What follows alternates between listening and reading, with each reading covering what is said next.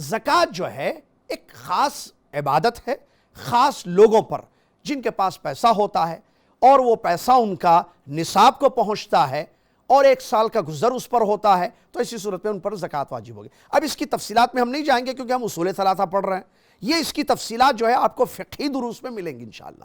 فقہ کا کوئی درس ہوگا تو آپ اس میں دیکھیں گے کہ اس کی ڈیٹیلز کیا ہیں، کن چیزوں پر زکوٰۃ واجب ہوگی، کب ہوگی، کتنی ہوگی، کس کو دینی ہوگی، کیسے نکالنا چاہیے، اور اس سلسلے میں جو بھی مسائل ہیں وہ تمام فقہی کتابوں میں یا فقہی دروس میں آپ کو ملیں گے۔ یہاں صرف یہ بتانا مقصود ہے کہ زکوٰۃ کی ادائیگی یہ اسلام کا رکن ہے جس کا حکم اللہ نے قرآن کی آیتوں میں دیا ہے۔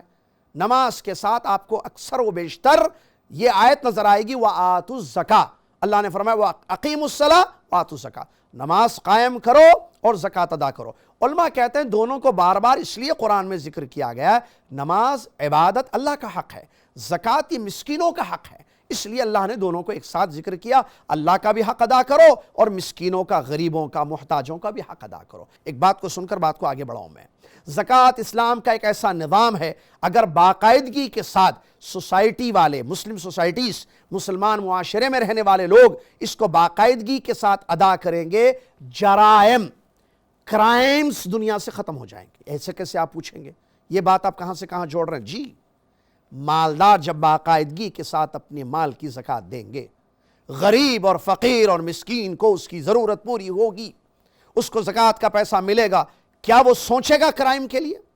چوری ڈکیتی کے بارے میں خیال آئے گا اس کو؟ ہرگز نہیں آئے گا، کیونکہ اس کی ضرورت مالدار کی زکوٰۃ سے پوری ہو رہی ہے۔ یہ سسٹم اگر چلے، لوگوں کو پتہ ہی نہیں، افسوس کے ساتھ کہنا پڑتا ہے، بہت سارے لوگ صاحب نصاب ہوتے ہیں، ان پر زکوٰۃ واجب ہے لیکن ان کو پتہ ہی نہیں، کبھی نہ تحقیق کی، کبھی نہ پتہ کیا کہ کیا مجھ پر زکوٰۃ واجب ہے۔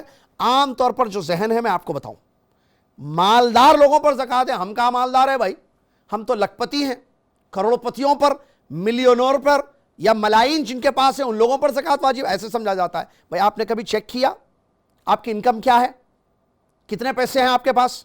کیا آپ نے دیکھا آپ کی بیوی بچوں کے پاس کتنا گولڈ ہے؟ کیا اس پر زکوٰۃ ہو رہی ہے یا نہیں ہو رہی ہے؟